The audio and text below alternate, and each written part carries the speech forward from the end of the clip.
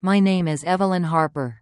I'm 58, and if you asked anyone in Willow Creek, they'd probably say I'm Tom Harper's wife, the woman who helped him build Harper & Sons, a little hardware store that's been holding its place on Main Street for almost 30 years.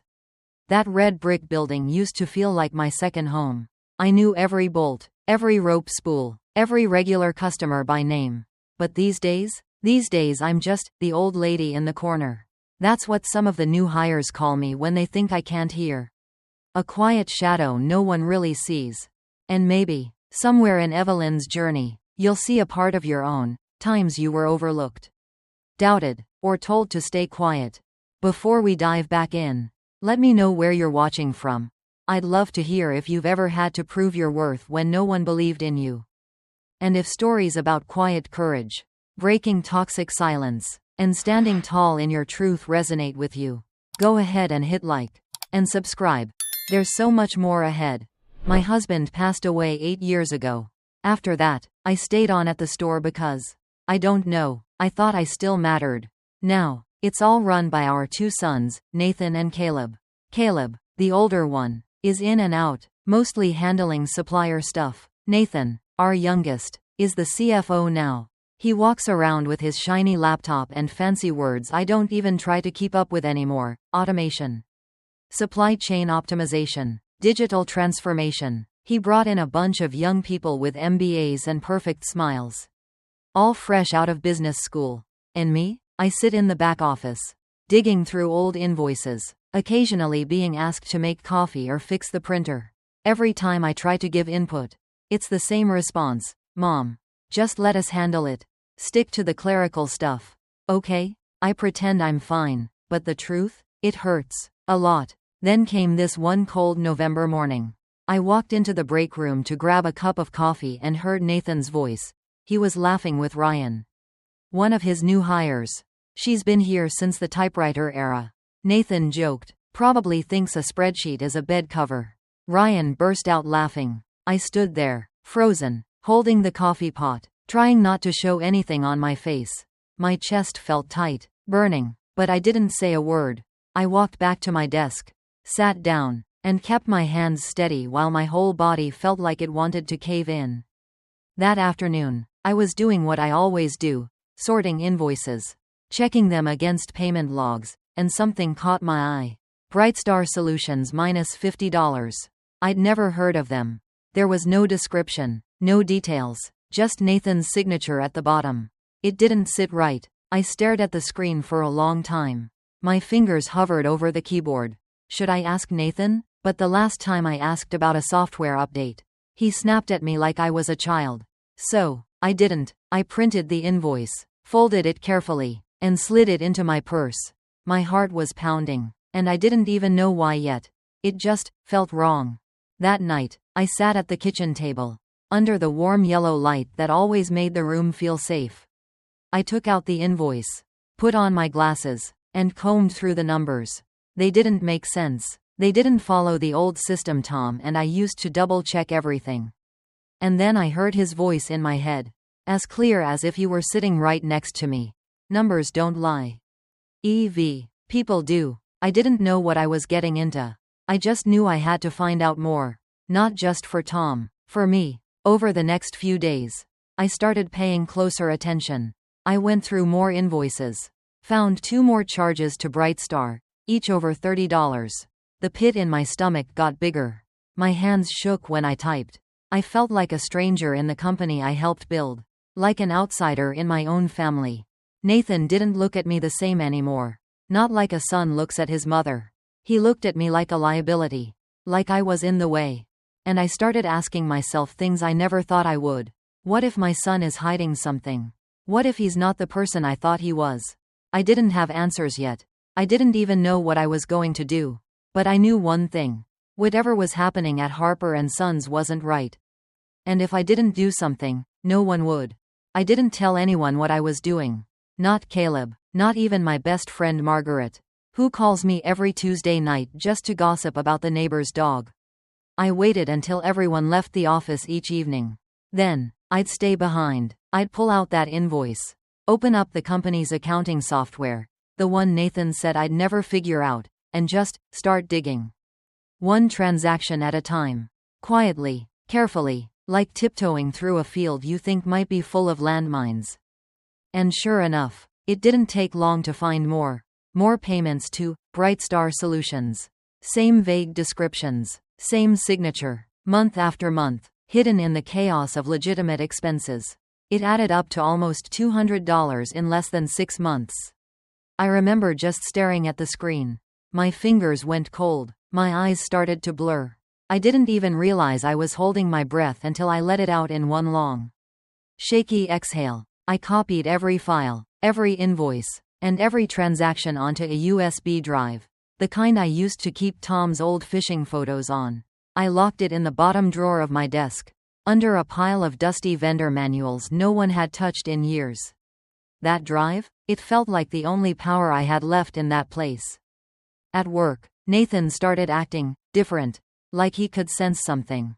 He started giving me smaller, meaningless tasks. Filing, reception duty, sorting outdated catalogs, all with a sweet tone. Like he was taking care of me. It's less stress, Mom, just take it easy. But I could feel the walls closing in. One day in a staff meeting, I brought up something simple. Maybe we should re-review our vendor contracts before year-end. Before I could even finish my sentence, Nathan cut me off in front of the whole room. We're not digging up old processes. Mom, just focus on your job. The air got thick. No one said a word. Ryan leaned back in his chair, smirking like he was watching a comedy. But there was one face that stood out. Mia. She was new, maybe 24, quiet, always scribbling notes in a spiral notebook. And when I looked at her, she wasn't laughing. She looked uncomfortable, like she knew something wasn't right.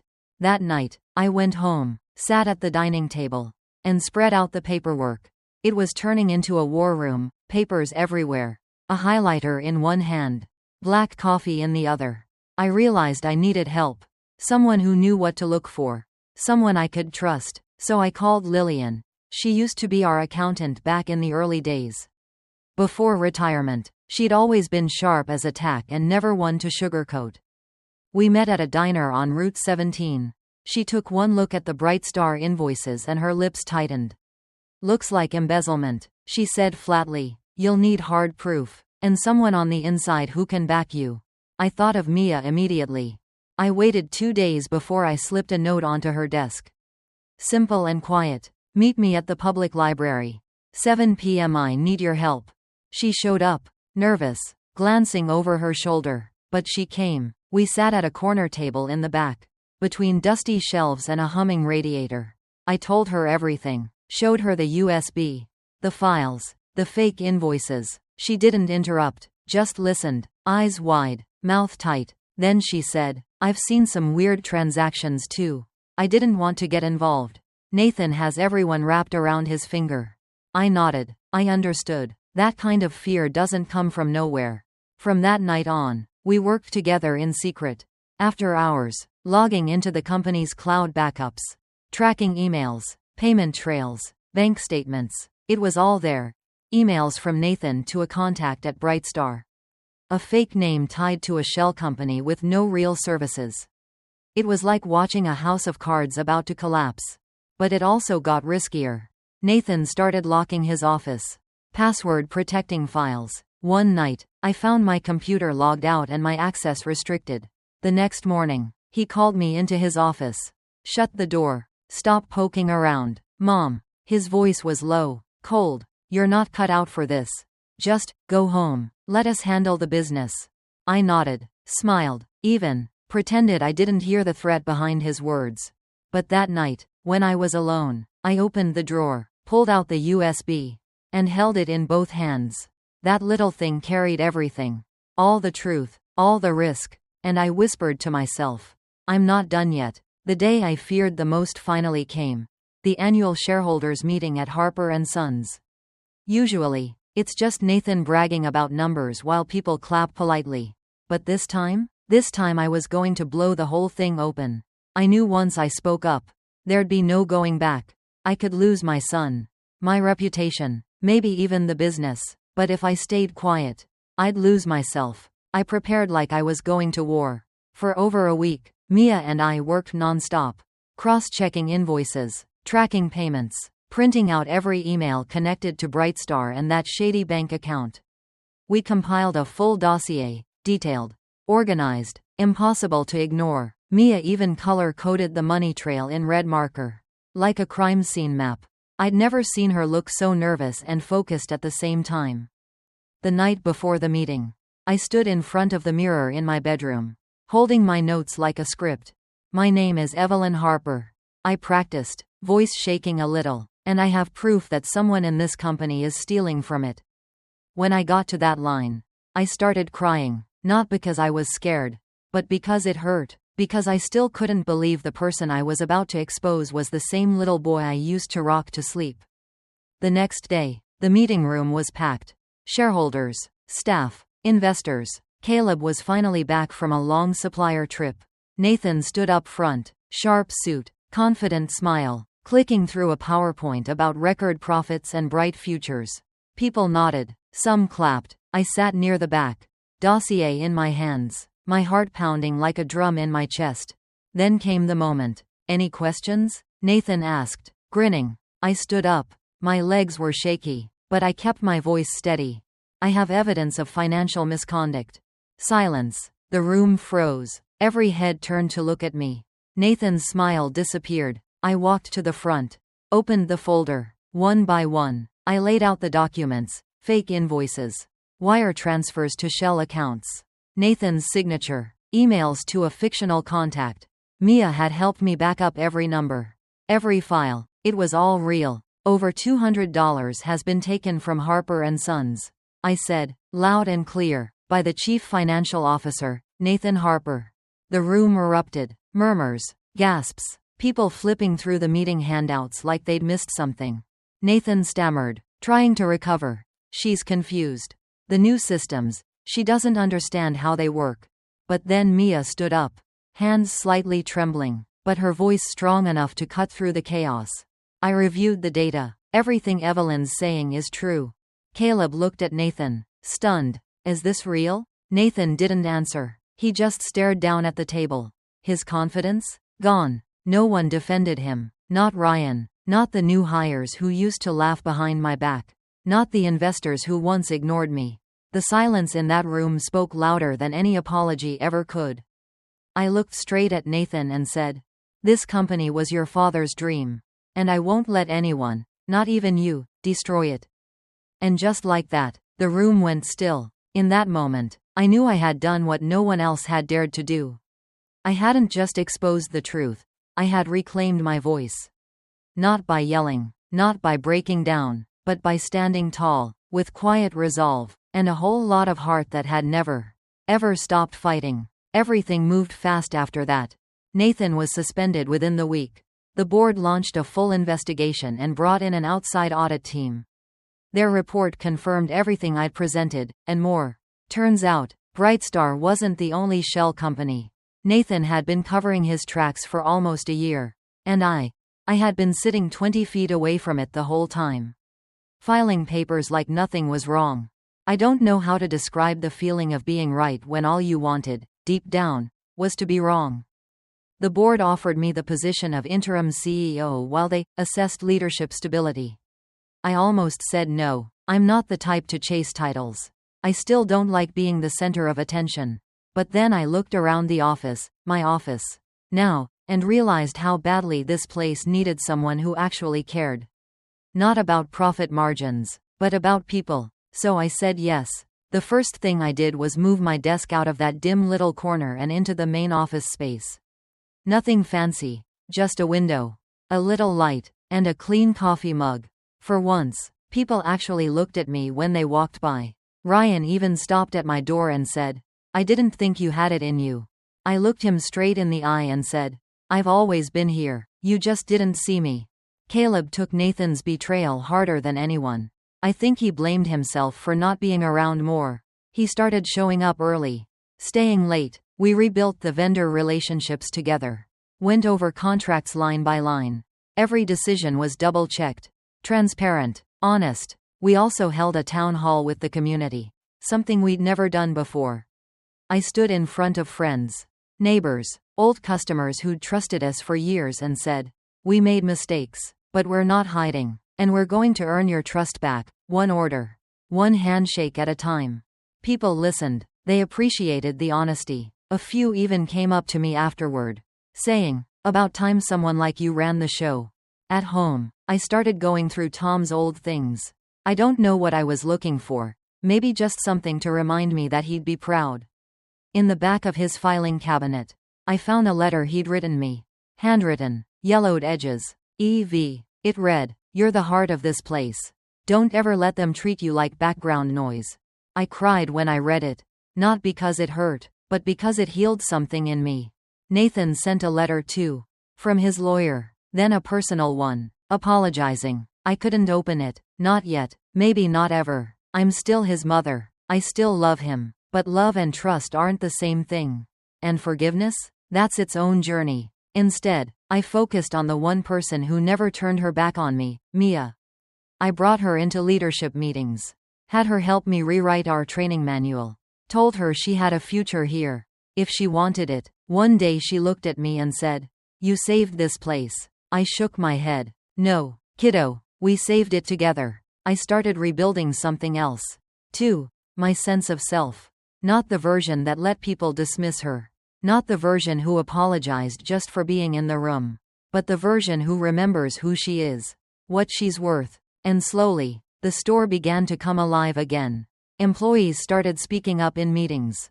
Customers came back. We didn't just survive the scandal, we came out stronger.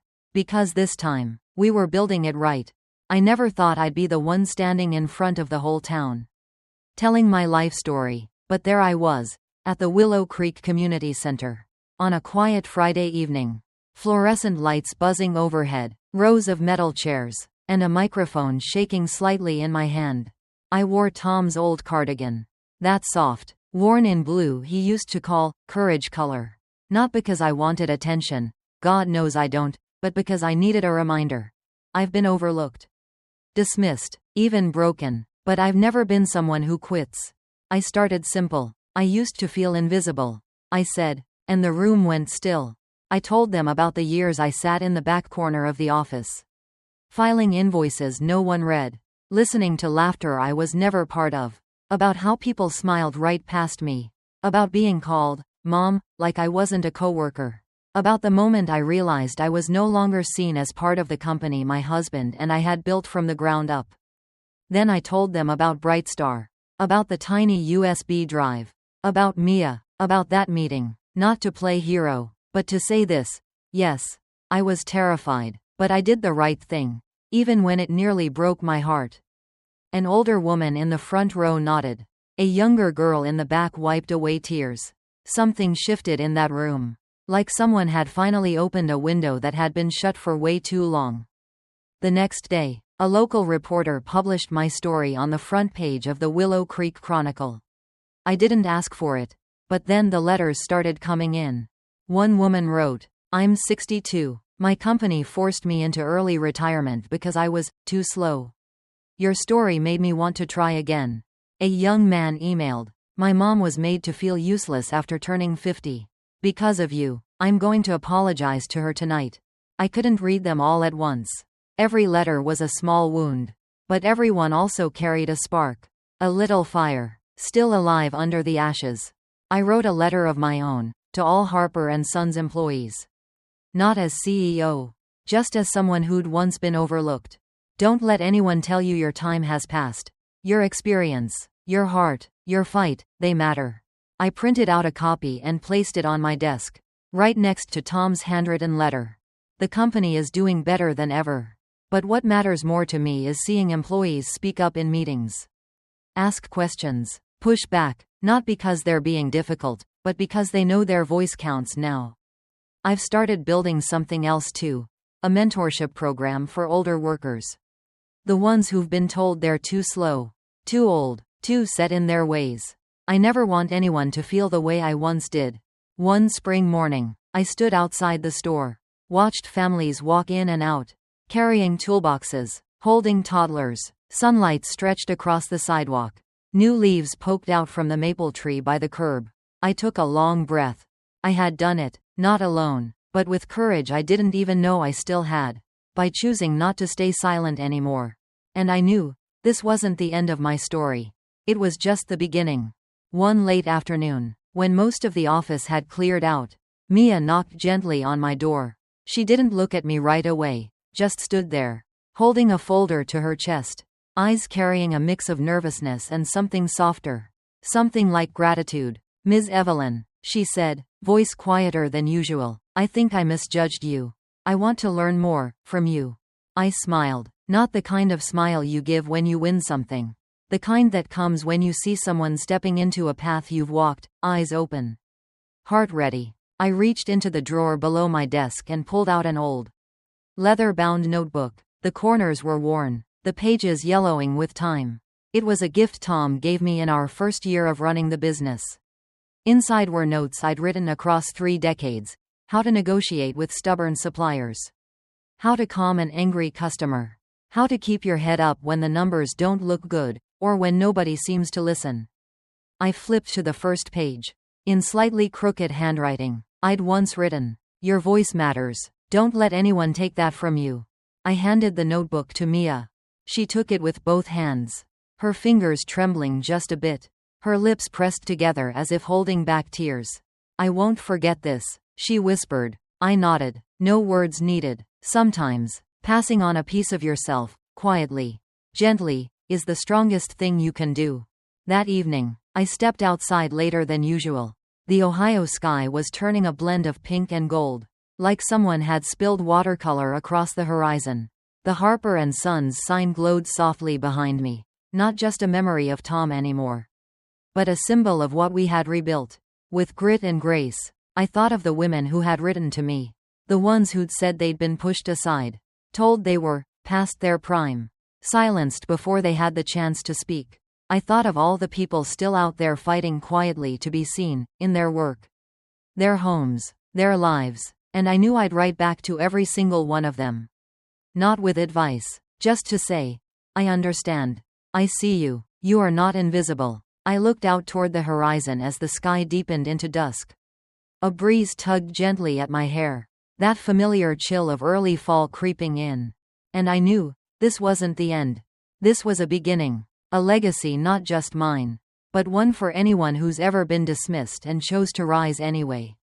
A voice that never shouted, but never broke. A quiet crack in the silence, where the light finally got through.